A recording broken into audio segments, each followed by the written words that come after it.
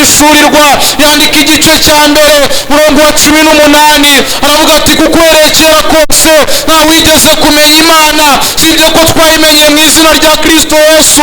Kristo Yesu akabira ishusho y'Imana itagaragara. Turashimira ko Kristo yatweretse Imana kandi uko twarushijeho guhishurirwa Kristo ariko twarushijeho kumenya Imana, kandi uko twarushijeho kumenya Imana ariko twarushijeho kugenda dushingwa mu gakiza kawe, tukaba tugikomeye n'amagingo aya. Izina ry'Imana nirihabwa icyubahiro. Tugushime kukiduhetse ku mugongo wawe, tukaba dufite isezerano yuko n'imvi zizarinda ziba uruyenzi ukiduhetse ku mugongo wawe. Mwanditsi arandika aravuga ati dore hasigaye igihe gitoya cyane ho kandi uzaza ntazatinda. Aravuga ati umukiranutsi wanjye azabeshwaho no kwizera ariko nasubira inyuma, umutima wanjye ntuzamwishimira ariko yatura amagambo akomeye. Aravuga ati twebweho ntidufite gusubira inyuma, ubwo tuzakomeza kwizera kugira ngo dukize ubugingo bwacu. Dushimye Imana ko yaduhaye Kristo, iyo tumwizeye ari ubugingo bwacu bukirira. Komeza intambwe rero Uwiteka Imana z'abari mu rugendo. Reka Uwiteka Imana inama zivunitse uzunge, reka Uwiteka Imana izirwaye uzirwaze neza, reka amava asukumu yakomeze kugira ngo tuzagere mu rurembo dusiganirwa, kugira ngo Uwiteka Imana imitima yacu itandura. Uko umuririmbyi yabishurira aravuga ati udakijijwe wese nagazinjiramo, ukazahezwa hanze na Satani. Reka Uwiteka Imana ibyatuma twandura kandi ntidukizwe ntitugeraho dutunganirizwa ni byinshi, ariko reka muri aka kanya k'ijambo ubugingo bwacu bwongere guhemburwa n'ijambo. Turakwinginze Mwami mwiza, reka Uwiteka Imana ubugingo bwari bufite ibyaha bwongere buhemburwe n'ijambo. Reka ubugingo bwari busubiye inyuma bwongere buterwa imbaraga n'ijambo. Reka imibiri yari irwaye yongere ikizwe n'ijambo mu izina rya Kristo Yesu, kuko twakugezeho tubona umucyo. Mana nishimwe cyane, icyo cyatumye Zaburi ya 34 Dawidi ahishurirwa. Aravuga ati nzaririmba Uwiteka iminsi yanjye yose yo kubaho. Aravuga ati ishimwe ryawe Mwami Imana rizaba mu kanwa kanjye iteka, abanyamibabaro nibabyumva bitere hejuru. Uwiteka Imana ngo yaragutakiye urangije ngo uratwumva. Reka Uwiteka Imana imitima ibabaye nanone yongere uruhurwe n'ijambo ryawe kuko ushoboye byose. Reka umwuka Uwiteka Imana yuzura Uwiteka Imana umwigisha kugira ngo twumve icyo dushaka mu gihe gisa nk'iki. Reka ugutwi k'umwuka gufunguke kugira ngo Uwiteka Imana ubugingo bwacu bwubakwe n'ijambo. Tugushimiye ku bitanzwe Uwiteka Imana mu nzu yawe by'ubutunzi, reka byerezwe gukora umurimo wawe. Tugukomeye amashyi kuko izina ryawe ari Uwiteka Imana. Amen. Amen. Haleluya.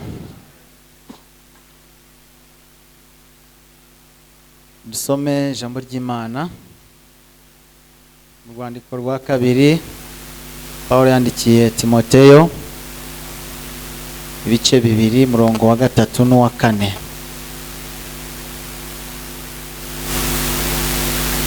Second Timothy chapter 2, 3 and 4.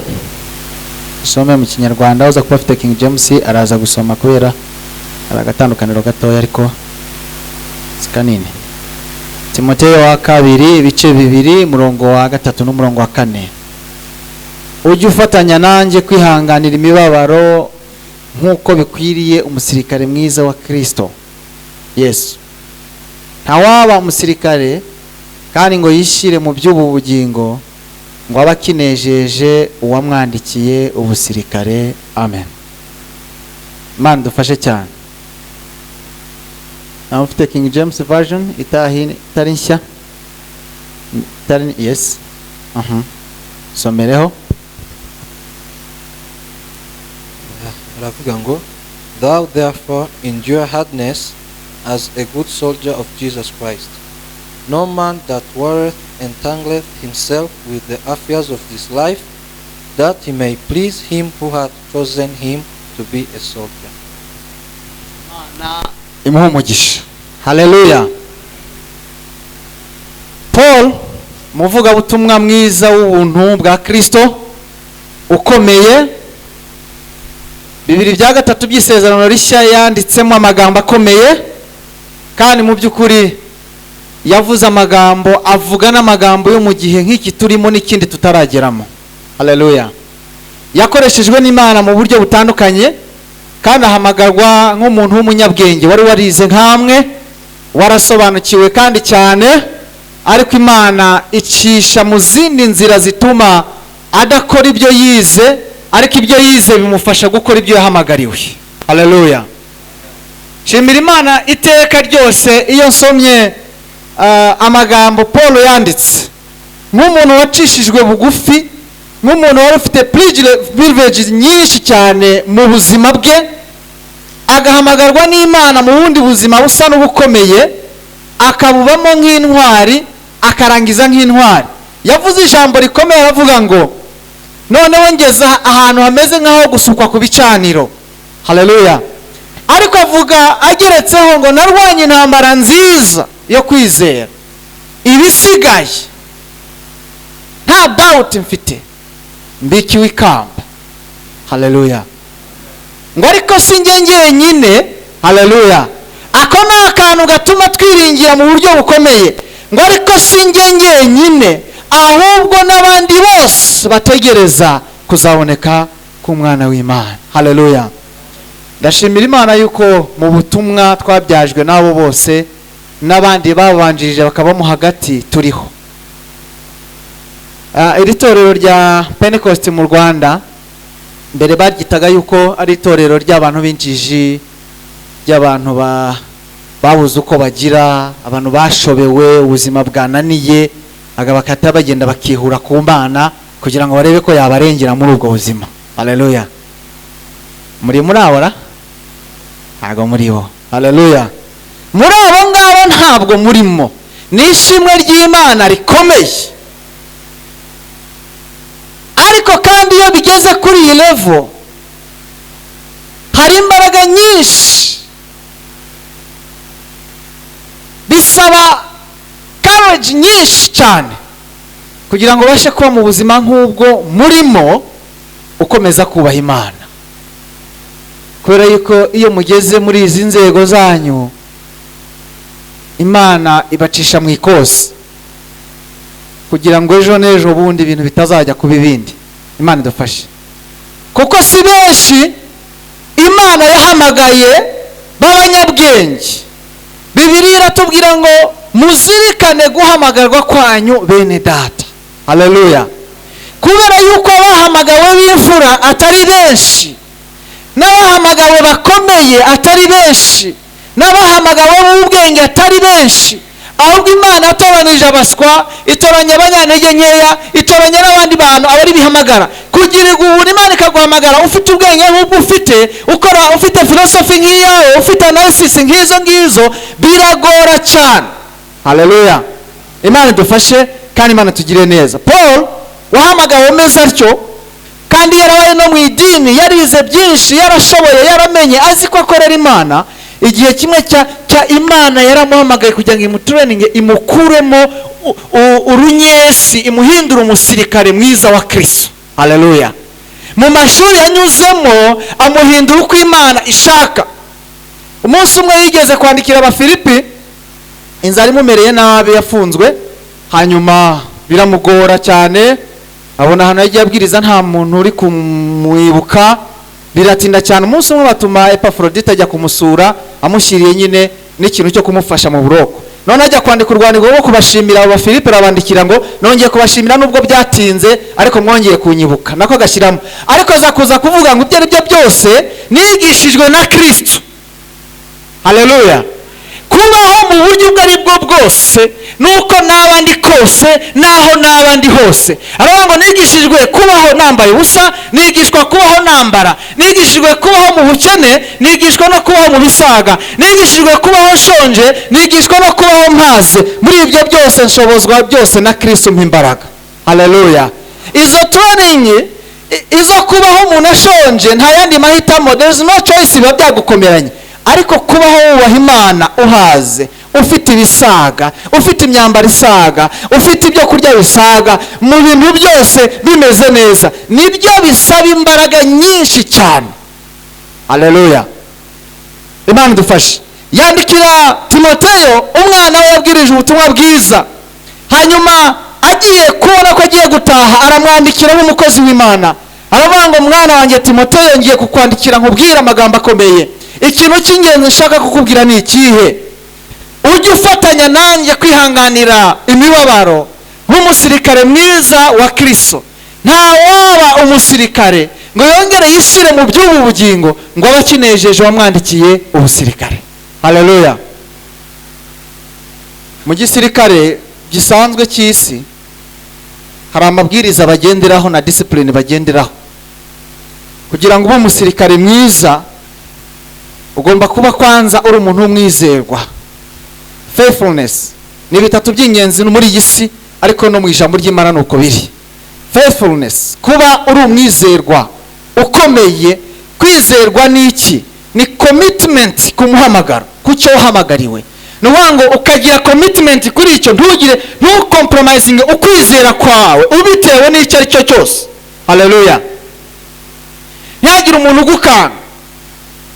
Mu basirikare ntibanarira akabona n'ubwo bari bakwica, nta musirikare urira. Urashinyiriza mpaka upfuye, ariko ntabwo wavuze induru ngurire.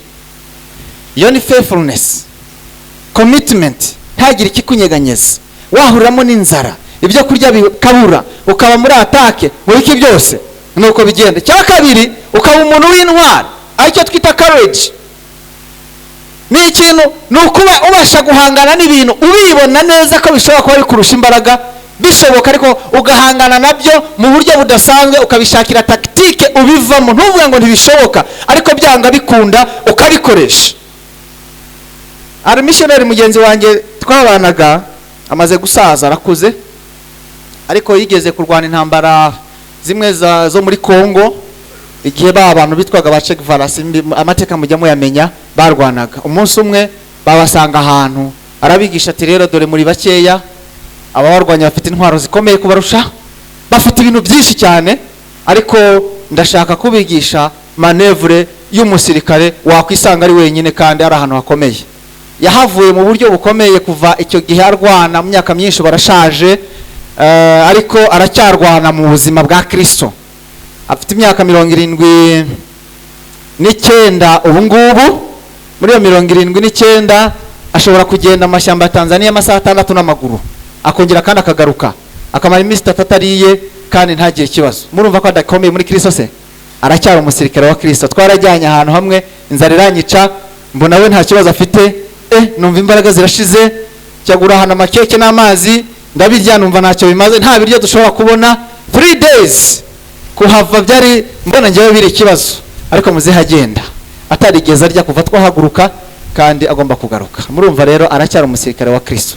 Akavuga ngo iyo bimeze uku nguku, Yesu atwigisha uburyo bwo kubaho umuntu ntatungwa n'umutima gusa n'ijambo ry'Imana. Navuga ni sometimes birashoboka, ariko ndumva nakubititse. Imana idufashe cyane. Cya gatatu ni discipline, kutivanga, kugira discipline ugenderaho. Mu gisirikare mushobora kurwana ahantu, mugatera, mugatsimbura, mukimura, hakaba hari amaduka, hari amafaranga, hari n'ibindi. Kirazira kikaziririzwa gusahura ngo utangire unezerwe ngo dore ibintu byabonetse, ngo ubu ni sawa, dore ado yagiye, ibintu byarangiye. Ibyo nibyo mu isi. No mu gisirikare cya Kristo nuko bimeze. Kuba umwizerwa, kugira ubutwari muri wowe, kandi ukagira na discipline. Imana idufashe. Icyo wahamagariwe, ukamenya ko hari amategeko n'amabwiriza bikugenga. Kubera ko ibyo bibaho, nuko byanga bikunda, igihe igihugu cyabaye icyanyu, ibyo ngibyo muzabibona. Nta mpamvu yo kubisahuranwa hakiri kare. Iyo bibaye gutyo rero barakurasa, nawe urapfa, uba wahadoyi nk'abandi. Paul yaravuze ngo, iyi King James yavuga ngo, thou therefore endure hardness as a good soldier of Jesus Christ. No man worth. Wandikiwe kujya, wamaze gutozwa akarangiza akajya mu ntambara, mbese akaba umukristo. Entangles himself. Entangling ni ikindi kintu kirenze kwishyira mu by'ubu bugingo. Ukuri kw'iri jambo kuravuga ngo ugacubiramo, ukivangavanga ku buryo musa n'iby'ubu bugingo. Nicyo bivuze, ushobora kunezeza. That he may please him who has chosen him to be a soldier. Adashobora na gatoya kunezeza wamwandikiye kuba umusirikare. Uyu munsi abasirikare ba Kristo nibo bonyine bahari batakinezeza kiongozi mukuru, ku mpamvu nyinshi nza kuza kuvuga, kubwo kwivanga mu by'ubugingo. Hari ibintu bitandatu abasirikare ba Kristo bivanze nabyo mu by'ubugingo bitumye Kristo atabanezerewe, nibyo tugiye kuganira. Imana idufashe. Nta waba umusirikare yongere yivangavange n'iby'ubu bugingo byo muri iyi si, in the affairs of this life, ngo ashobore kunezeza uwamwandikiye kuba umusirikare. Imana idufashe cyane kandi Imana itugirire neza. Yakobo yaranditse mu bice 4 aravuga ngo yemwe mwabasamanyi n'amabasamanyikazi, ntabwo muzi yuko ushatse kuba inshuti y'iby'isi aba yihinduye umwanzi w'Imana. To be a friend of this world, to become enemy of God. Guhinduka inshuti iyi si irimo utuntu twinshi. Hari abamissionary bamwe batangije ikintu bita ngo night club for Jesus. Ngo kugira ngo urubyiruko ruze ngo bamaze kubireba neza kandi byavuye mu banyabwenge nkamwe, ngo barashaka gukora night club for Jesus, ngo kugira ngo bashe kugera ku rubyiruko rwinshi ruba rwagiye muri za night club. Ntidushobora kugarura isi twishushanya nayo, kereka isi ubwayo izi kishushanya natwe. Icyo ni ikinyoma mpuzamahanga kimaze kugenda kinjira. Mana, iyo turi kwigisha missiology havuka ibibazo byinshi cyane. Bamwe na bamwe hari igihe bakubwira ngo urumva ngo ugomba gukora tactique zose kugira ngo abantu baze. Ninde wabeshe ko urubyiruko ruzaza ari uko mubyinye nka rwo? Ninde wabwiye ko ruzaza ari uko mwambaye nka rwo? Ninde wabwiye ko ruzaza ari uko mutangiye kuvuga amagambo nka yarwo? Ahubwo bazavuga ati good, mwatangiye kuza namwe. Nicyo babona, ntago batujoining, ntago bajoininga Kristo. Ntushobora gukura umuntu mu cyobo umusanzemo, umwoherereza ikintu agafataho ukamukura mu musanzemo mwese mugwamo. Imana idufashe kandi tugire neza. Iyo nerere iba mu bamissionnaire uyu munsi ngo football for Jesus Christ, ngo what biriya bintu barababeshe. Evangelical theology ntabwo ari ukwivuga. Dusigaye dufite ubuhanga n'ubwenge ngo kuzana abantu kuri Kristo. Nuhe Yesu wo nguwo? Ni Yesu bwoko ki? Ugenda ngo agasa n'abantu, ngo Paul yaravuze ngo mu banyantege ngo babanyantege nk'eyanga, mu bagize kugira ngo habo kugira ngo kugira ngo nganye bose. Ntabwo yavuze ko agenda agasa n'abanyabyaha, ntabwo yavuze ko tugenda tukishushanya nabo, ntabwo yavuze ko dukora ibyo bagomba gukora, ahubwo tubabwira Kristo. Kandi turi inzandiko zisomwa na bose, kandi twebwe kuri bo turi yindi mpumuro. Iyo baturebye bagombye gusoma bo turi bo, apana kutwitiranya nabo tugiyemo. Ntabwo Yesu azana abantu ari uko asa nabo, ahubwo azana abantu aberetse uko asa, bagakangwa no kusa kwiwe, hanyuma bakaza bamusanga. Haleluya. Nta waba umusirikare ngo yivange n'iby'ubu bugingo ngo bakinejeje uwamwandikiye kuba umusirikare. Ibintu bitandatu bitumye abasirikare ba Kristo bivanga. Icya mbere power, cya kabiri money, cya gatatu sex, cya kane luxury, icya gatanu ndakigeraho mu wundi mwanya ni ikiyobyabwenge kiri no kuri iyi si. Number 1 ni umuziki. Hanyuma ikindi tuza kuza kubona nicyo Bibiliya yita ubundi butumwa butari ubutumwa bwiza nyabwo. Bitandatu power. Uyu munsi imbaraga ziyobeje, ubwo ndavuga abasirikare ba Kristo bari gushaka imbaraga, kubera yuko imbaraga z'Imana ziboneka mu kwera kwayo. Haleluya. Imbaraga z'Imana zikorera mu kwera kw'Imana. Zaburi ngirango ya 29 itubwira ukuntu ijwi ry'Imana ritandukanye n'ayandi majwi. Rivuga ngo ijwi ry'Uwiteka iyo rivuze riba rifite imbaraga. Ijwi ry'Imana iyo rivuze abantu baryumva kabiri. Ntabwo bisaba izindi manevre zarizo zose. Imbaraga z'Imana ziva mu kwera kw'Imana. Satani adutinya kubera ubwere dufite. Haleluya. Imbaraga zose wakoresha nubwo zaba zihanura inyenyeri zigakora ibitangaza runaka bidasanzwe, ko na Satani azabikora mu minsi imeruka kandi arabikora n'uyu munsi, ntabwo ari zo mbaraga z'Imana. Uyu munsi abasirikare ba Kristo bataye ikintu cyitwa kwera, bataye ikintu cyitwa kwiyambura ibyaha, bataye ikintu cyitwa kwiyambura ico ry'umubiri n'iry'umutima. hanyuma bamaze kubona ibyo ngibyo bibuzuye, ubwo ni umwanda w'umubiri n'uw'umutima bivuze umwanda w'umubiri ntabwo ari ukudakaraba gusa, hari imyanda y'umubiri myinshi. iya mbere iva mu busambanyi, ubwo ko ni gatoya y'umutima n'ubwenge n'intekerezo nabyo bibamo ahangaha. nibyo tuyobwa n'imitekerereze y'iki gihe. abantu bata imbaraga z'Imana, bamara guta imbaraga z'Imana barimo barashaka izindi mbaraga zibakoresha ibintu bisa n'aho ari iby'Imana ariko bidaturutse mu kwera. Imana idufashe. iki ni ikintu kiyobeje abantu mu matorero hirya no hino, ni ikintu gitesheje abantu umurongo, ni ikintu kibujije abantu kujya mu nzira yo kwera, kubera ko aha hanze ku mpande hari ibitangaza byinshi. abantu barirukira ngo bari kuzura abantu, barirukira ngo bari gukiza ibirwara ngo n'ibidafite amazina, barirukira mu bintu. Imana idufashe. umusirikare wa Kristo imbaraga ze ziva mu kwera kw'Imana. Haleluya. imbaraga z'Imana ziva mu kwera, ntabwo wiri guvunika. muri Bibiliya hari itandukaniro ry'ibintu bibiri Yesu yavuze. tugira power and authority. Yesu yari afite imbaraga hejuru y'urupfu, yari afite power, ariko twebwe yadusigiye authority. Haleluya. torero ry'Imana ntabwo Yesu yadusigiye powers, yadusigiye authority.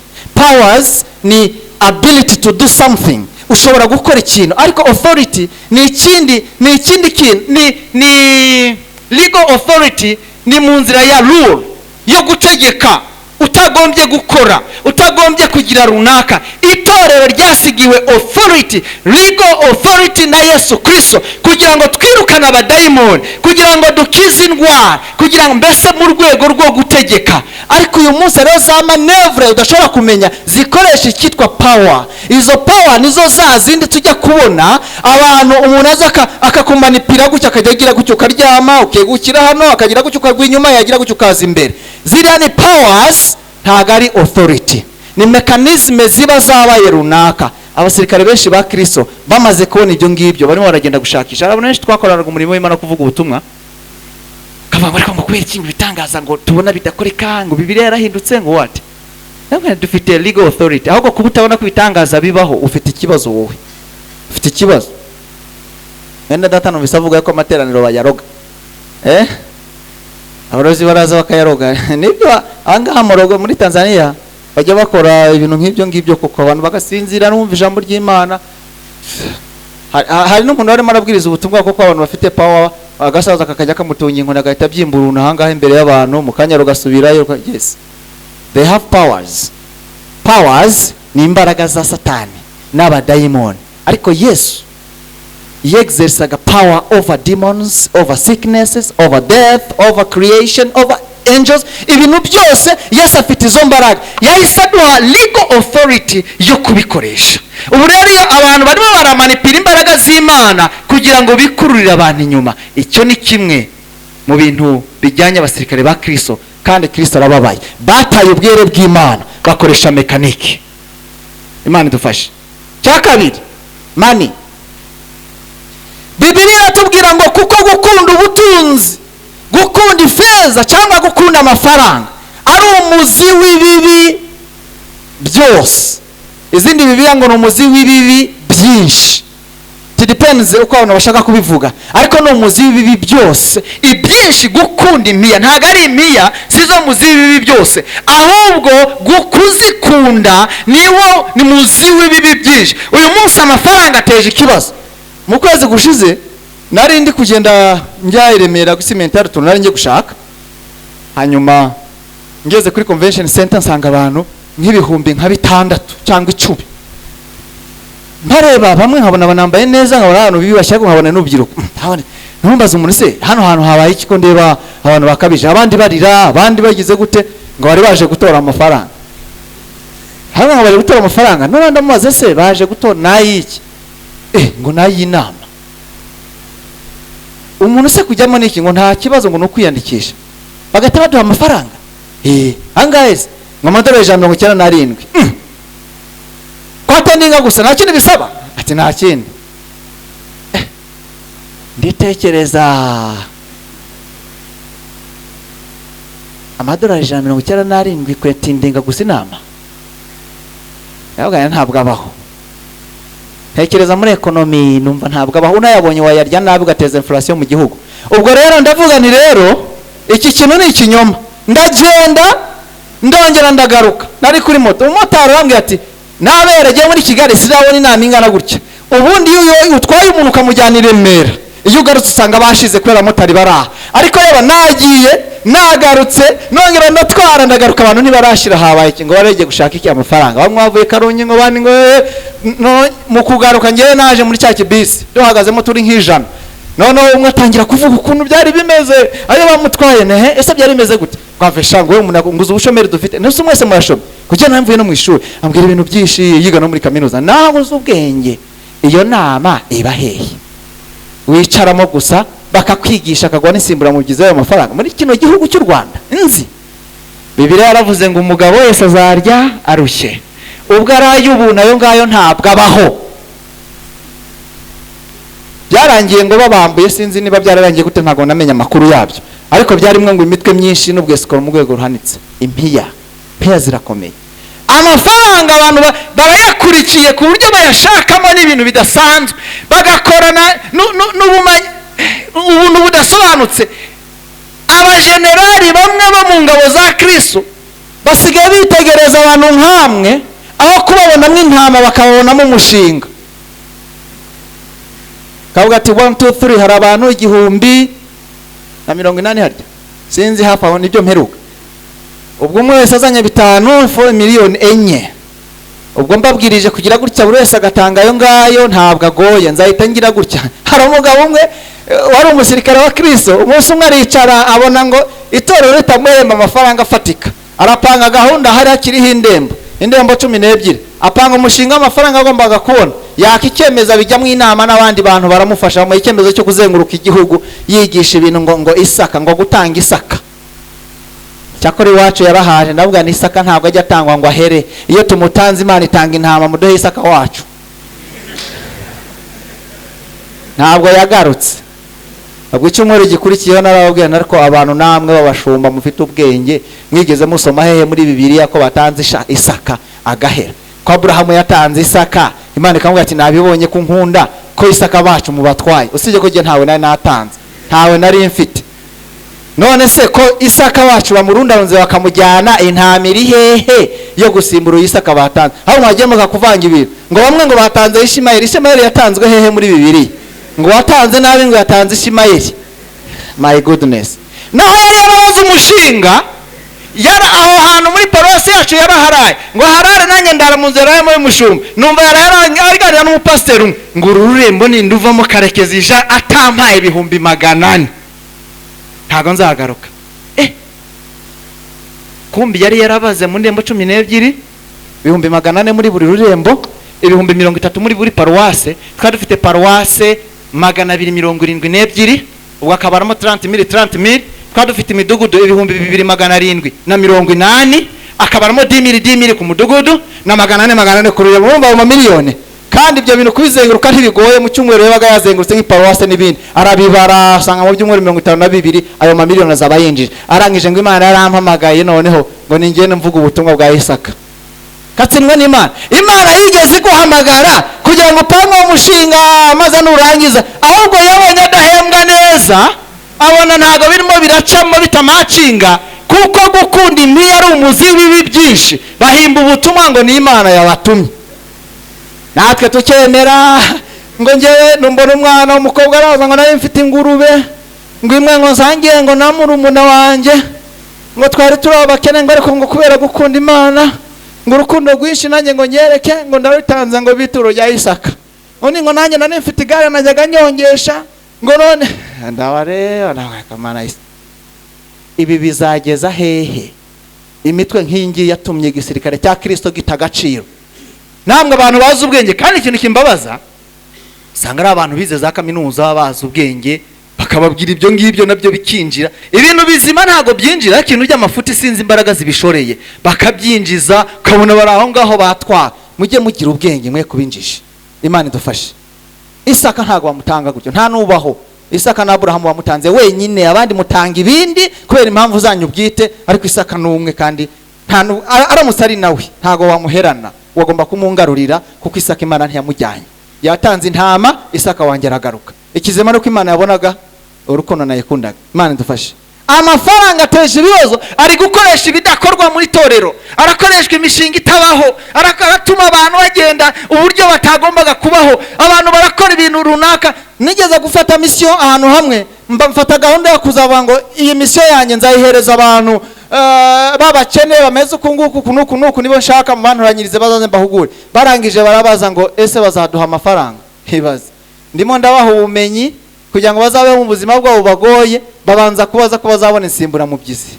Mana Israel, abantu bo mu itorero, amafaranga twamaze kuba money minded.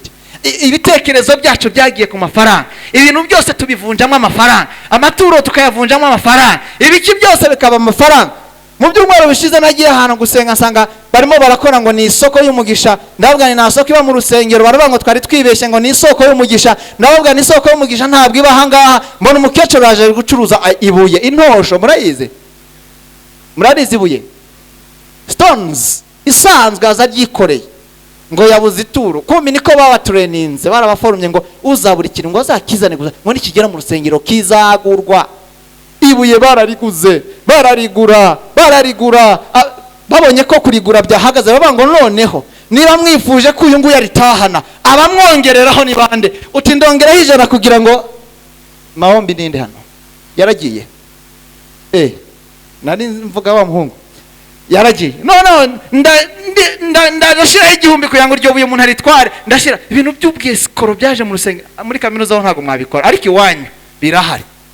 Muzagenda mubabwire ngo nta soko y'umugisha iba mu rusengero, nta n'isoko y'umugisha iba mu rusengero, nta nubwo iyo mitwe, ibyo ni imitwe, ni ubwesikoro, sinzi ntabwo ari zahabu, sinzi ibintu biriho. Imana idufashe. Yesu arababaye kubera ubwesikoro bwo gukunda impiya bwaje mu basirikare ba Kristo. Intambara yose isigaye ari ku mpiya. Utaye n'impiya hasi uyu munsi bakwirukankanya ukazita hasi, bahita bakureka bakazitora. Waba ukijijwe cyangwa udakijijwe barakwakira kubera babonye ko ufite impiya mu mufuka. Ngwino ikizima n'ibyawe dushaka. Kubera iki? Intama kuzibona nk'intama bazibonamo nk'umushinga. Yesu arababaye. Nimujya mwicara ngana namwe mukora bene iyo mibare mwize za economy mukavuga ati wa mugani tuzagenda tubyego gutya tubibyaza umusaruro. Nibyo niko Bibiri tubwira, ariko ntago babyaza umusaruro mu bintu byo mu rusengero. Ibintu byo mu rusengero ni iby'Imana, birejejwe. Imana ifite uburyo ibikora bikazaho icyo twita umugisha kitari achievement, noneho Imana ikabikoresha bikayubahisha. Amafaranga yateje ibibazo, arimo arakoresha ibidakorwa, aratuma abantu inzangano zaraje. Kubera iki? Gukunda impiya ni umuzi w'ibibi byinshi. Glory, cyubahiro. Nagize amahirwe uyu munsi nabonye nta muntu wantwaje agakapu. Ntazagira umuntu ukantwaza, nimukantwaze na Bibiliya. Hasigaye hari protokole ntazi ubwoko bwabyo byaje mu rusengero. Umuntu yaza kubwiriza nawe akumva arigagaje. Ngewe ndi Apostle Dr. Reverend uturutse ahangaho umukozi w'Imana, hanyuma mukabanza mukamutaka kugira ngo abaza kumutega amatwi babe intimide, batinye, arabaze kwakira ibyo avuga byose. Nazana n'ubuyobe muvuge ngo Apostle Bishop Reverend Dr. waje kutubwiriza. Kameme ni iby'Imana. Ninde wabashutse? Icyubahiro gisigaye, abantu basigaye bashaka icyubahiro kirenze cy'Imana. Hari umuntu waje kubwiriza iwacu mu gihe cyashize ku rusengero, arigagarika mu gitondo yigira umuntu udasanzwe. Ndavuga ko uyu muntu yizera, menya atari uwo kwisi. Arigagaza n'icyaye mu gitondo, areba ku isaha gutya aravuga ngo arawuritana ngo ntago nkinyweye, sha twavunitse mu cyaro, twakoze umureti, twakoze ibintu ngo ntago nkinyoye. Ngo kameme ngiye kumva ibintu bambwiriza, numva ninjije yo kuri level yo hasi itazi n'ikintu. Ubwo nk'uyu nguyu yavugaga ibiki, aradukrasa. Abantu b'iwacu rero barakuze, barangije baramwandikira amabwiriza ati udusobanurire bya bintu wavuze ntitwabyumvise neza. Yaratitiye. Noneho mbona ko ari nka message yaba arakuye nk'ahantu nko kuri internet cyangwa kuri televiziyo akayizana, ariko adashobora kuyijustifia. Aburi ibyo asobanura kandi ari babivuze, biboneka ko yageraga iki, yari ibintu yahedetse utamenya nabyumva bidasobanutse, n'ibintu bitanabaho. Kayavuga inkuru zo mu Bibiliya zitananditswe, zitanabaho. Ndavuga abantu bagasa naho bafashijwe, ariko bumvise atangiye kuyobora mubaza. Ariko ibyo bahiro yashakaga amaboko kuno yabangaga, ukuntu yigiraga ukuntu hari uduhungu dufite dushaka ibyuhiro bidasanzwe, bagenda mu modoka zidasanzwe, bicara uko badasanzwe, bagire gute. Imana idufashe kandi tugire neza. Yesu atabare abasirikare be kuko bamaze kwivanga no mu by'ubu bugingo. Umuntu asigaye yicara akumva ntabwo akwiye kuba yaba yarize kaminuza, akumva ntakwiye kuba muri ziranjiji, akumva niba akwiye no kwicarana ngo basangire igaburo, agatangira kugenda ukundi. Wavuye ku cyaro hari ukuntu ugenda, ugeze ahangaha wasanga abantu bagenda ukundi kuntu, tangira kugenda nkabo. Umukobwa asanga yigize ukuntu, sinzi ukuntu ameze. Umugabo umuhungu ukabona yarahindutse, yazahiriye ku cyaro iwabo ukamureba batari ku Mana ya Isirayeli. Watabaye abantu bawe aho kugira ngo abantu base na Kristo, barivanga n'iby'ubugingo. Ntushobora kunezezwa kwandikiye ubusirikare, bigusaba discipline. Ugomba kugira discipline, ukamenya kuri under orders. Imana idufashe. None se tuzabaho dute muri kino gihe ko ari igihe cy'iterambere, ko ari igihe cyo kwambara ibintu? Barambwiye ngo none se ngo tuzatwambara iki Joseph? Ngo none se ngo ko ariyo myenda ngo isigaye yaraje, isigaye mbona duhungu twambara imyenda, namwe murayizi sinirwa nyivuga. Ukayireba byadutse vuba cyane, ukagira ngo hari ukuntu abantu bakora ibintu bya Photoshop cyangwa se ibintu by'amavideyo, hari ukuntu bashobora kugufotora bakuri hejuru, noneho hejuru ukaba kinini, hasi ukaba akantu kameze nka bya bajya gashyira mu mvaho nshya cyangwa hehe twadushushanya, ukuntu bashushanya nk'abaperezida cyangwa se abandi bantu, ugasanga umuntu yabaye nk'uko nguko. Ntabwo anase nizo mu ijuru bahishuriwe, izi ni by'umwuka yazanye, ni ibiki ukabireba. Imana idufashe. Mu cyumweru cyashize hari umuntu ucuruza imyenda y'abageni, none yari afite amakoti asa n'iryanjye, abona abakiriya basaba umubare uburaho rimwe, arampamagara arambwira ati rero rya koti ryawe uzarintiza, hari abantu bazajya mu bukwe nzarihereza umuntu. Harandarimuha, ndabona nta kibazo urimuhereza nacyo, kubera no mu Kristo. Bagarutse nasanze baricishijemo urudodo, barigize ukundi kuntu. Ndamaze se nibiki ngo nta muntu ushobora kuryambara ngo rimeze nka kuri iyo byambara. Ese kubera iki? Ngo byararangiye. None se nibo babibadodeye? Niho nababwira se ko ibyo bintu barimo bitameshe. Barabakristo se barabakristo. Ngo niko bigezweho, ngo niko babibonye. Ntabwo ni impamvu riko niba uri burigire neza ntacyo, ariko ndabona isi ifite ibibazo. Kugira ngo abantu bubahwe aba mu nzu y'ubukode, ni wabo ntago hasobanutse, ariko bamutumira ikigaragaje nakagura urukweto rugereriya rw'ibihumbi nk'ijana cyangwa 50, kandi adafite icyo kurya. No kwivanga n'iby'ubu bugingo kugira ngo akunde agaragare ko akomeye. None tubaho gute? Bibiri tubwira mu gitabo cy'Abaroma ngo mwemere kwicisha bugufi, mwemere kubana n'ibyiyoroheje. Imana idufashe. Iryo ni ryo hame ry'umusirikare wa Kristo. Umunsi umuntu umwe yarampamagaye, mbona nago muze arampamagara, ndamwitaba, ati uri Joseph? Ni Joseph. Ndabini ngukeneye, hari umuntu wambaye ubutumwa bwawe. Ubahese arampamagara arandangira. Ndahagenda, mpageze nsanga afite iduka ricuruza ibintu by'amakoti n'inkweto n'ibindi. None umpamagara iki? Ngo hari umuntu waje angahanga mpa nimero zawe, ngo arambwira ngo nzaguha ikoti, ngo n'ishati ebyiri, ngo n'inkweto ngo inkweto yari yazisanye. Narazishiraho ngaho. No wahehese ngo yarambwiye ngo sinza kubwira. Iti dore inkweto yakuzani. Ubwo ngo n'urukweto bari bakuye mu Budage. Noneho arangije arabima, ndabitora, ndavuga nubwo ntamuzi, bakaba ari impamvu aruko yabishatse, sinzi iyo twahuriye, sinzi niyo byabaye, abikoze gutyo. Nubwo n'Imana ibimpaye, ndabifata. Arangije arambwira ngo shanga urukweto ni rwiza, ngo uziko ngo rugura amadolari 120. Ego 120, yambwiye 120 by'amanyarwanda ashize mu mayero y'amayero 120. Daratahana. Ndibaza. Ndabanza ndareba kwanza inzu mbamo. Ndabanza kwandeba madamu kuntu yambara. Ndeba n'abana banje kuntu bambaye. Nibuka ko ndi missionnaire. Ndavuga nese showari abantu nigisha umunsi nzajyana na madamu n'abana banje bakabona level bariho, harya ubuko bitanditseho ko ari urw'umuntu yampaye, ko bazasoma amayo rugura gusa ndwambare cyangwa ndeke. Ndarusengera mu gitondo njoka n'umushyira. Ndamubwira nti rero ku mpamvu zanjye bwite umushimire uyu muntu wamaye uru rukweto. Iyo utabimbwira nagize n'amahirwe nabwo nari kuzagira ibibazo nkajya nsitaza abantu. None kubera bimbwiye hari ibintu bibiri bishobora kuba. Number 1, bazambona bazankarasa bashyire muri ba bantu kubera yuko sindi muri iyo level, sinanayishaka. Noneho icya kabiri, nanjye ubwanjye nzajya numva nambaye rukweto rw'120 nkandagira abantu baceceke. None rero rusubirane ngo yarambwiye ngo nirutagukwira cyakora ngo cyangwa se ukabona utarwishimiye ngo uzaza utoranye urundi ushaka amahanga ngaho mereza rero rw'amake rwijyanire. Ndarumusubiza kubera iki? Simbabuje muzajye muzambara niba mufite amafaranga ari hejuru, ako ntimuzagura inkweto z'120 ari rwo rwonyine mufite, mudafite n'ubwo mu rusimbuza ngo kugira ngo mukune mugaragare. Mugende mugura ibi smartphone bigenda bikagera iriya kugira ngo intimide abakubonye kandi wanyu burarana. Airtime hari abantu bayikugurira. Ibyo bintu muzabicikeho, nibyo byisha abasirikare ba Kristo. Telefone uzayigure kubera yuko hari application wabuze ariyo iyifite. Ariko niba ruguhamagara no kwitaba gusa nta nibindi uzi, gumana telefone hamagara ikanitaba nta n'ikindi. Impamvu yo kwambara twebwe si kugira ngo tubegwe cyangwa dukanga abantu. Bibiri tubwira ngo nuguhisha isoni z'ubwambure bwacu birahagije. Inkweto zacu no kugira ngo ziturinde gusita ntitugira ibibazo. Ntituzambare mbi zitukisha Imana, ariko ntituzambare nizivuga ubutumwa mbere yuko tubuvuga. Imana idufashe. Telefone naza nangaha mbere yuko nza kuvuga akabarwa mureba. Kandi abamaze kurutunga Bibiliya izi ngizi z'ibipapuro baraziretse, nizi bakoresha gusa.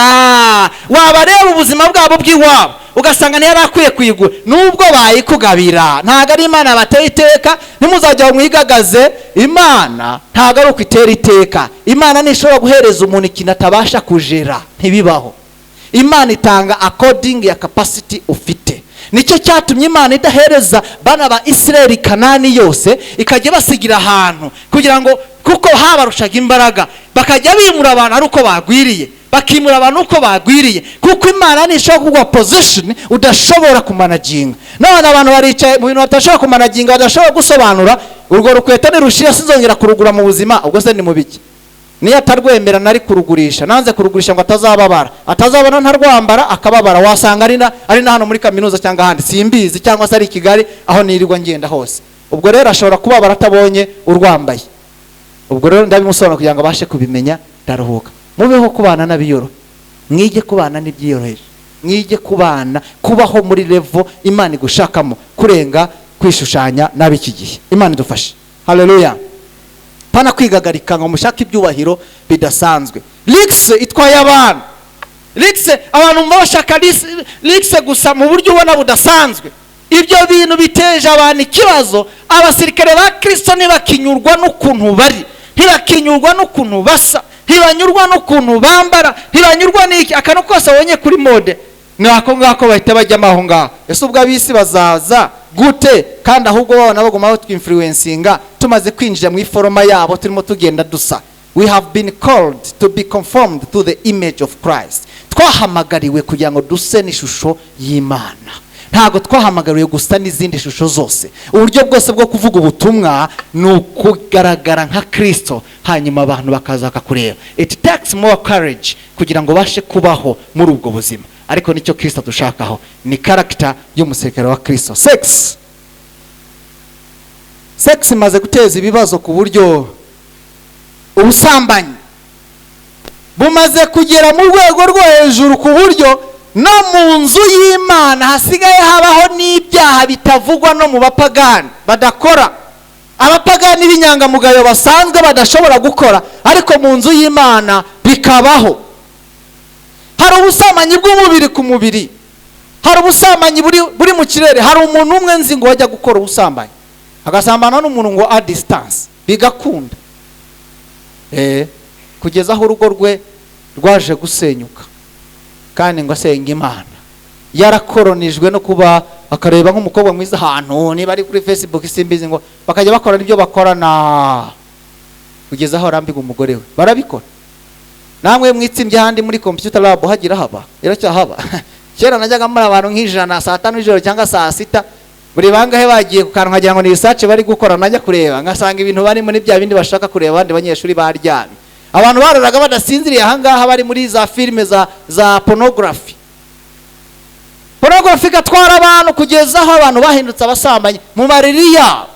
N'umusore ntagira umugore, ariko ararana n'abagore n'abakobwa ararana n'iki byatewe n'iki corruption y'iyi si technology yabazaniye ubusambanyi bwo mu rwego rwo hejuru kugira ngo gushyira muri pratique bizakorohere kandi abandi muri psychoanalysis hari ikintu kijya kibaho mu bintu bita defense mechanism bijya biba mu bwonko bw'abantu by'imitekerereze ukuntu hari igihe umuntu yumva ashaka kwiruhura ngo akumva araruhutse akoze ibyo ngibyo kugeza igihe atazigera yifuza gukorera umugore we ibyo umubiri we wagenewe ahubwo agakora ibyo ngibyo satani yakoze yarasedusinze abantu yarabajyanye kandi ibyo byatumye batakira abasirikare ba Kristo uwagiye muri ibyo ngibyo ntashobora kumunezeza wamwandikiye ubusirikare kandi iherezo rye n'ukurimbuka abantu barashize b'incabwenge ibi telefone tuvuga abantu navuga ngo ntafite icyo kuzikoresha nta kindi YouTube yarabafashije n'andi masite menshi cyane hari ibintu byinshi bigenda bibafasha muri ubwo busambanyi nibwo kandi bukurura abantu icyo ari cyo cyose ni icyo kiza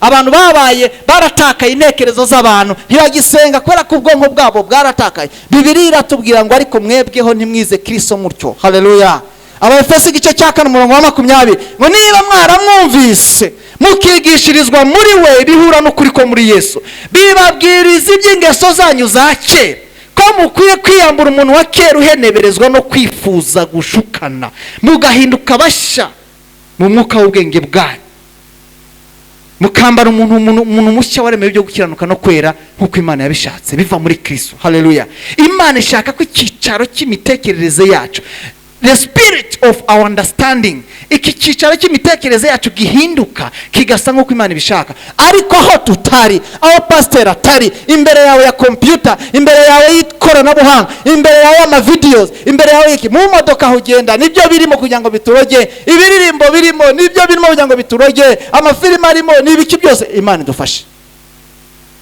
Imana itabara abasirikare ba Kristo gituma mutagisenga ngo irisengesho rigere ku Mana abantu baratakaye nibyo byaje muri mind ibyo babyita demon possession ibyo abantu bamaze gufatwa n'abadaimoni muri psychology bakabyita bamwe ngo ni retardage ngo ni hormone ngo ni biki demon possession abo ni abadaimoni baba bari mu muntu ukeneye deliverance niba ufite ikibazo nk'icyo mu buzima bwawe warafashwe matekwa n'ingabo za Satani ukwiye gusaba deliverance kugira ngo icyicaro cy'imitekerereze yawe gihinduke gishya mu mwuka w'ubwenge bwawe haleluya Imana idufashe ibintu byinshi bidukururira sigande ya makampani ibintu byinshi bidukururira Satani yaradupangiye ubuntu bw'ubutego bwinshi ku buryo atakumurikiye Yesu ugomba kubugwamo ujya kureba ukabona MTN yaje kuririmba ukabona ni Airtel ukabona ni Tigo barimo baramamaza simcard ariko nareba barimo barabyina ubimacinga gute uburyo babyinamo no kugurisha simcard na telefone wenda mushobora kuba mufite ubuhanga mwebwe mwiga ibyo bapiburiya n'ababa baje kubibyinira n'uburyo babyinamo indirimbo zose zo kwisi zisigaye zibyinwa kimwe zose zibyinwa imbyino imwe gusa ituma abantu bararikira niyo Satani yashyizeho indirimbo zose zisigaye zibyinwa kimwe ntibabura akantu bajombamo gusa kandi ako ni kubona gusa umunsi wose ukira Satani arabizi n'umuhanga cyane ngo nkuko yanzoka yohesheje Eva uburyarya bwayo ngo ndatinya yuko intekerezo zanyu nazo zayobywa intekerezo zacu Satani araziyobya mu buryo bworoshye Imana idufashe bikatuzana kuri sex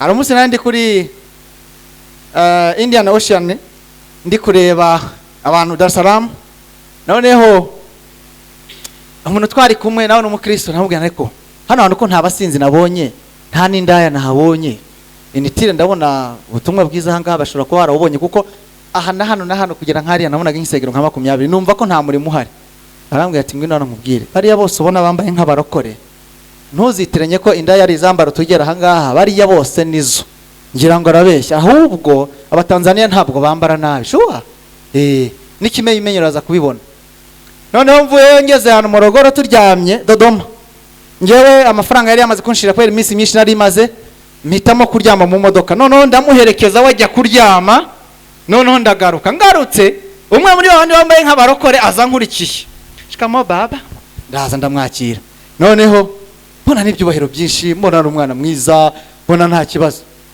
atangira kumbaza ibyo umushoferi twari kumwe ahagiye ramuzi se arambwira ngo bari bambwiye yuko ampamagaye naho kumbe ubwo nta kindi akora ko yambaye neza hano muri twara ukuntu yigira ukuntu kugira ngo iminota tuza kumarana nze guhava mubaza yagize ngo ndi umugenzi uri muri igendera nawe hazi ko I represent somebody nubwo nari ndaho ngaho ntabwo madamu ntitwari kumwe n'abana ntitwari kumwe ariko nzi uwo turi kumwe nawe.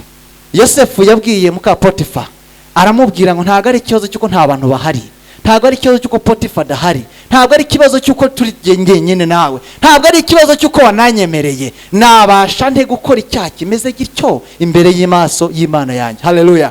Ari musirikare wa Kristo agira discipline, ubwo yigiraga ibyo ngibyo yihindukiza aba none se ngo bangenje gute nyine avuga mu Kiswahili ngene se no kubameze none ndamubaza se uyu mukobwa uri aho ari kwisirisinga bite atese wowe ntabwo uzi ibyo ari byo ubwo niwe washaka ntarakatsindwa n'Imana. Ndamubwira ni sasa we are preaching the gospel, ntabwo sisi ni wahubiri wa injili, hatuna mahitaji kama hayo, nenda zako. Aragenda kumbe bararushi ariko donge baba afite tactique satana afite amaso akoresha muri Bibiliya twereka amaso 8 mabi cyane. Muri yo yakoreshaga hari amaso y'ubwibone y'ubusambanye n'ibiki ariko yari afite amaso yitwa y'ubuhehezi. Tugira n'abarokore bayagira bakigira ukuntu akijebereka akagira nakajwi kameze ukuntu hari umwana w'umukobwa kandi narinzi ko akije ora yigize ukuntu abana se bihindutse gute kandi wamusangi wabo aravugana na nyina cyangwa bakuru we ukagira ngo si wowe ndi mwavuganaga bivanze n'ibyiki gihe. Ninde batekereza ko umuntu wese abari kureba uko mumeze mu basirikare ba Kristo mwigaragaza ubwo nk'intwari. Haleluya. Imana dufashe kandi tugire neza. Sex ni ubusamanyi buragwiriye bw'uburyo butari bumwe none kuko abantu byabananiye bahisemo kubikorera burundu barabanga ubuntu bwarabirangije ubu ngo nta kibazo.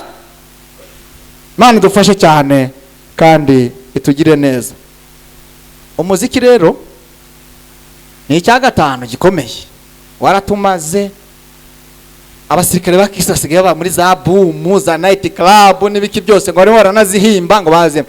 Ibyo no kwivanga nibyo niba ari ikiyobyabwenge kibaho hako gere sigaye mbona ibintu ari ibintu sigaye mbona abantu b'abanyabwenge bose mu minsi yashize baza numva ngo umuntu wita niba ari supu ngo yaje ngo ahangaha ntago sibyo ntago yaje muri kaminuza generayiwe n'ibintu aririmba nawe abantu bashika ubwana bukavirisa bibuza n'amaguru n'abandi bantu bose ngo bumvise ngo supu ngo niba ngo arasa ngo ahantu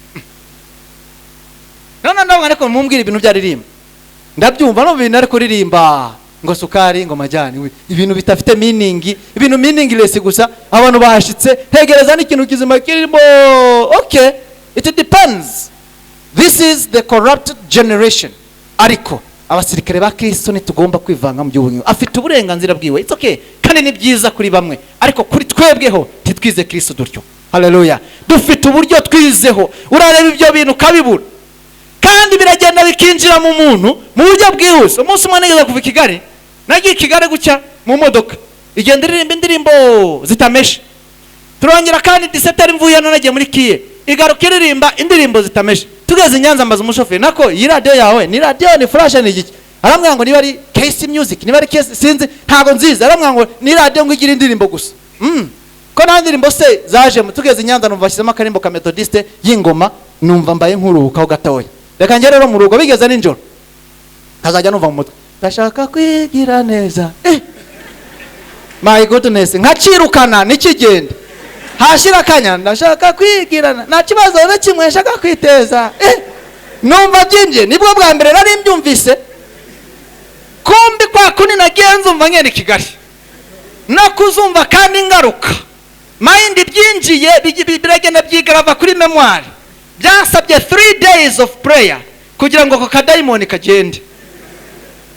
Murimo muraseka ariko nimbaraga the power of music ni ikiyobyabwenge gikomeye kandi namwe murimo usigaho wumva uziririmba zigenda ejo muzamuri kurimba supu na usanga ahubwo none inyana twazanye mu nsengero nizo dancing twazanye nizo ngizo donge nta tandukano tugifite. Kristo arababaye areba abasirikare bafite discipline, faithfulness, courage, discipline akabibura mu itorero ryiwe. Reka mbabwire nk'abasirikare ba Kristo ngo ujye ufatanya nanjye kwihangana imibabaro nk'umusirikare mwiza wa Kristo. Nta wakwiyandikisha kuba umusirikare wa Kristo ngo yongere yivange entangles himself in the affairs of this life to please him who has chosen him to be a soldier. Impossible. Ngwino usa na Kristo, twahamagariwe gusa n'ishusho ya Kristo, to be conformed to the image of Christ. Uko wambaye reflecting Kristo, ukuvuga bigaragare kuri wa Kristo, ukugenda bigaragare kuri wa Kristo. Kuva uwo munsi nahise ngura headphone, shiramo indirimbo z'Imana nkava hano nkagera Dar es Salaam 3 days, nta ndirimbo yindi yabo cyangwa se nta ni radio yabo. Umva, shiramo headphone zivuga zikavuga ku buryo ngenda mu ndirimbo z'Imana sinzasubira kugenda mu modoka na headphone nta ekuteri iri mu matwi yanjye. Kubera iki? Birandoga. Usubwo se Yesu aje agasanga ndashaka kwigira neza kuko umbwire nawe, ibi tuvuga ntago byoroshe kuba muri zi club, ntago byoroshe kuba muri kaminuza ubone mwitwaro waho wigenga nta muntu kuri inyuma, ntago byoroshe kuvuga nuko umukristo agomba kuvuga. Hari naho bitera isoni, hari ibintu bimwe avango nawe ubwo n'ubutebo. Ubu nta harimo n'abango ubona ubuturage n'ubutebo biterwa n'ivuka barababesha. Mvuka hano akomeye muri kino gihugu ku buryo ni bakeye. Haleluya. Ariko Bibiliya ni Imana yarambwiye ngo kugira ngo utazasinda ugatakara wemere kubana n'ibyiyoroheje. Haleluya. Imana idufashe kandi Imana itugirire neza. Ubundi butumwa kandi ubwo tugiye no gusoza. Basirikare ba Kristo ntibagishaka order zikakaye, basigaye bashaka kwiberaho gusa mu mahoro, bakiberaho mu mutekano, bakiberaho bavuga ngo nta ntambara igomba kubaho. Mubwiriza butumwa bundi ejo bundi numvise arimo aravuga ngo ariko ngo umuntu wababwiye ngo Yesu ngo yabanye nanjye mu makuba ngo ninde? Ngo Yesu ntashobora kubana nawe mu makuba. Mu makuba Yesu yaba mu makuba ate? Ugomba kubaho muri successful living, ugomba kubaho mu buzima bw'ubutsinzi gusa. Ngo Yesu yabanye nanjye mu bitaro ngo igihe nari ndwaye. Yesu ngo ntajya aza mu bitaro, uhora uri muzima uri kuri Yesu, ngo ubwo ari kumwe na Satani. Ngo yabanye nanjye mu mibabaro Yesu nta ngo azamo. Ibaze, hari ubutumwa bubabwira ngo bene ibyo bintu ntabwo ari byo. Mugomba kubaho mu buzima bwiza bwo hejuru bw'ubutsinzi. Kubera ari Kinyarwanda ari gikeya rero hari n'amagambo tuvuga atari grama y'Ikinyarwanda, ahubwo ubwo butumwa bwaje mu birimi bigoye. Dusigaye dufite imvugo nawe muzajya muzumva ko mutabyize mu Kinyarwanda. Ubutsinzi sijye wibuki ubuntu nk'ibwo simbizi amagambo utamenya kubera ko ari translation y'ibyo abantu bumvise. Namwe muri aho ngaho gusa ngo tubaho mu businzi. Yama n'abantu posting utuntu dutandukanye dukinga n'abaniye mind. Uyu mwana nawe yaratewe yari umupanekoti nkatangira kubona ko nawe yinjiriwe.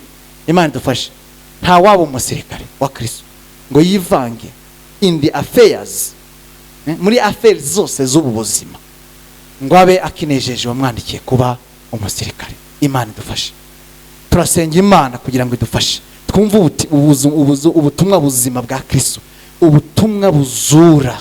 Imana intuma muri mission yanjye n'umurimo wanjye nkora muri Free Pentecostal Mission. Ijambo rituyobora muri gahunda yo nazanye Imana yampaye iravuga ngo go and restore the message of Pentecost. Kugarura ubutumwa bwa Pentecost, apana bwa ADP, ubutumwa bwa Pentecost, the message of Pentecost. Senga Imana kugira ngo menye ibyo ari byo. Iravuga ngo repentance and forgiveness of sin. Ubwo nibwo butumwa bwa Pentecost. Ibindi sibyo Yesu yadutumye. Yavuze ngo mubwire abantu kwihana no kubabarirwa ibyaha mu izina rya Yesu Kristo.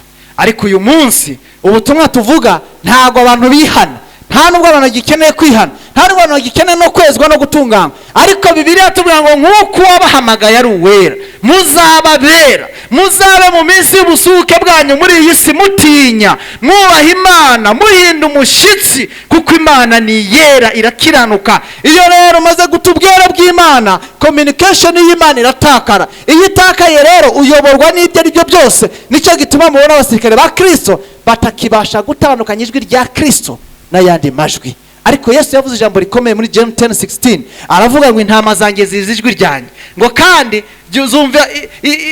ziraryumva iyo nzihamagaye. Aravuga ngo ari intama mfite zitari zo muri uru rugo, aho ni muri Israeli, arizo twebwe abanyamahanga, nabo bazumva ijwi ryanjye kandi bazankurikira. Aravuga ngo iyo ari intama ya Kristo nyirizina yumva ijwi rya Kristo ikarutandukanya n'ayandi majwi. Uyu munsi abantu barakurikira ibije byose, ibyo mubonye kuri za YouTube zihinduka abayobozi bayo, ibyo mubonye kuri TV nuko nguko, abatele evangelist batwaye abantu, ubwere bw'Imana bwarabuze. Nicyo gituma mubona imbaraga z'Imana zitagikorera mu itorero, ibintu byose byabaye mekanike, dusigaye duterana n'amadayimoni. Wa mugani nabo barozi, impamvu baroga? Because we are powerless. Nta mbaraga z'Imana dufite, ubwere bw'Imana bwarabuze, kuko ntabwo dayimoni ashobora kwinjira ahantu hari ubwere. The presence of holiness of God, ntabwo Satani ashobora kuza ahantu hari ubwere. Ikintu cya mbere kimwirukana ni ubwere, nta kindi. We rule over this world. Tugomba kubaho dutegetse, ntabwo Satani agomba kudutwara uko ashaka ngo atuzungurushe dukoreshe uko abyumva. Imana idufashe kandi tugire neza. Tugiye gusenga Imana. Ntekerezo zanyu nizibe nzima, mind yanyu ibe mindset yo ku Mana, conformity yanyu ibe to the image of Christ, imibiri yanyu ibe ibitambo bizima by'Imana, kuko imibiri yanyu ari insengero z'Imana. Noneho ntisi ingingo zacu sizo gukoreshwa ibindi. Mwiyezeho imyanda y'umutima, mwiyezeho imyanda ya mind. Abantu benshi mind zabo zaratakaye ntibagishyikira Imana kubera ibyo babonye n'ibyo bumvise, byarabayobeje. Barabizi uyu munsi babaye demon possessed, ntibasinzira, barabyirukana bikanga, bakagira n'isoni zo kubwira bene data ngo babasengere, ko babwiye ko kwatura ngo ubusuzuguye Imana, ngo ntago ugomba kwatura, ngo ntago tugomba kwatura ibyaha ko twabibabariwe tutarabikora. Imana dufashe. Ikinyoma Satani yizaniye, kuko yabonye nta bundi bujya kwinjira mu rusengero, gataba abantu rero uwabigisha n'ibyo utarakora byose warabibabariwe, byose yarabipfiriye kandi abikuraho, nta rubanza tugifite, byararangiye. Ubwo nta kindi. Niyo mpamvu namwe muzarebe ukuntu umeze, mwarakakaye.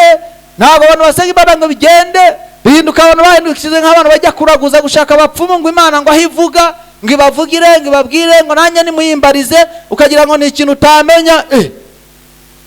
Imana idufashe. Mureke dusenge Imana, mitekerereze yacu igaruke ku Mana. Nta waba umusirikare wa Kristo ngo yongere yivange n'iby'ubu bugingo ngo hanyuma anezeze uwamwandikiye kuba umusirikare.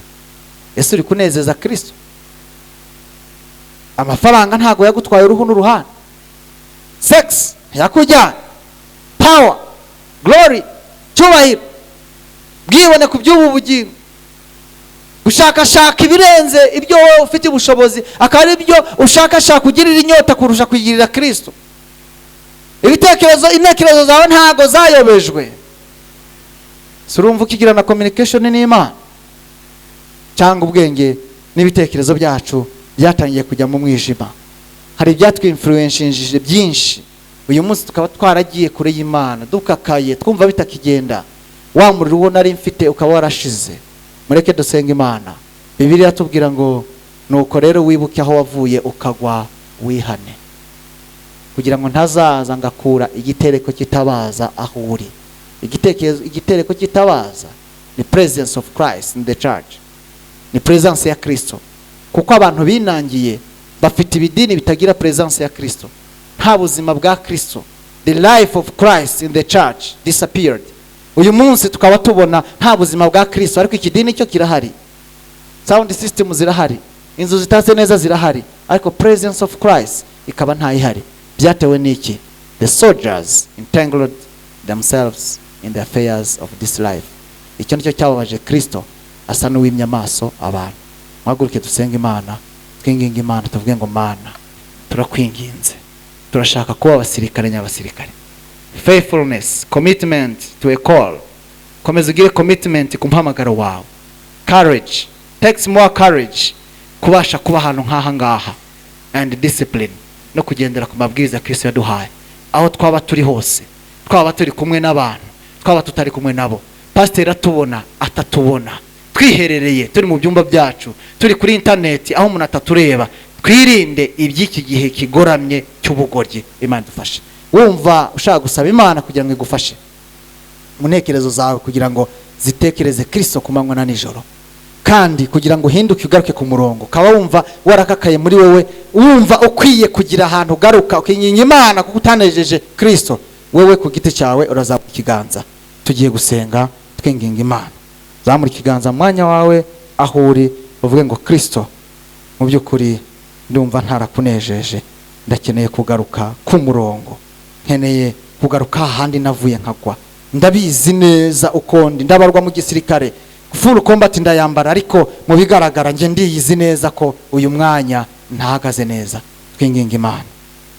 Data wa twese uri mu ijuru, turagushimiye kuri uyu mwanya mwiza waduhaye. Warakoze kuduhamagarira kwiyandikisha kuba umusirikare wa Kristo, kugira ngo turwane intambara yo muri iyi si yanduye, tubashe kubaho dukiranuka muri iyi si yo gukiranirwa, tubashe kubaho twera muri iyi si yihumanye, tubashe kubaho dufite urukundo muri iyi si y'inzangano, tubashe kubaho turi bazima muri iyi si y'indwara, tubashe kubaho tugendana nawe muri iyi si y'abagendana na Satani, tubashe kubaho tugaragaza ubwiza bwawe muri iyi si ishusho y'umwijima. Data turakwinginze mu izina rya Yesu, ngwino dutabare, turengere, tugirire neza. Isi irafite byinshi bimaze kutujyana, ifite byinshi bimaze kutwanduza, ifite byinshi bitwaye intekerezo zacu, ifite byinshi turi contre courant, turi mu mazi atujyana dutembana tujyana ahandi. Turakwinginze ngo udutabare Mana. Intambara iba ikomeye kandi biboneka ko ari igihe cy'amahoro, ariko intambara yadukomereye bibaye nka cyagiye cya Isirayeli, yarabaye mu bihe bikomeye, ariko ngo arabyibuha atera akageri, yibagirwa Uwiteka igitare, Imana ye y'agakiza ke. Mwami Imana yacu, dore tumaze gucika intege mu mitima yacu, dore tumaze kwanduzwa na byinshi, none turagusabye Data mu izina rya Yesu ngo udutabare, ngwino tugirire neza, ngwino duhe umusaada ukomeye muri iyi si. Mwami Imana yacu, dore Satani yarahagaze ari kuyobya intekerezo zacu, amarembo y'ikuzimu yarakingutse, ariko yaradusezeranije yuko ntacyo azadutwara. Ngwino turengere Mwami, tugeze ahantu hadukomereye, ibyiyumvo by'ijuru birimo biradushiramo. Mwami Imana yacu, turakeneye ngo uduhembuze imbaraga z'ijuru. Urakoze Yesu, dusabiye ababene data n'abashiki bacu bose kugira ngo bagirire neza Mwami. Ngwino ukora imirimo itangaje muri bo, ngwino babohora ingoyi za Satani, ngwino ubohora intekerezo zabo, ngwino ubohora imibiri yabo, ngwino ubohore Mwami ubuzima bwabo mu izina rya Yesu. Bongere bumva ibyishimo by'agakiza, bakunezererwe Mwami. Urakoze, turagushimiye kuri umunyembabazi, ubwiza bwawe nibutugaragarire, no gukora kwawe kuboneke muri twebwe. Uhembure imitima yacu tugire bashya, kugira ngo twongere tugire urukumbuzi rw'ijuru, kandi tubashe kubaho tudatsinzwe n'uburiganya bwa Satani muri iyi si, mu izina rya Yesu Kristo, amen. May God bless you.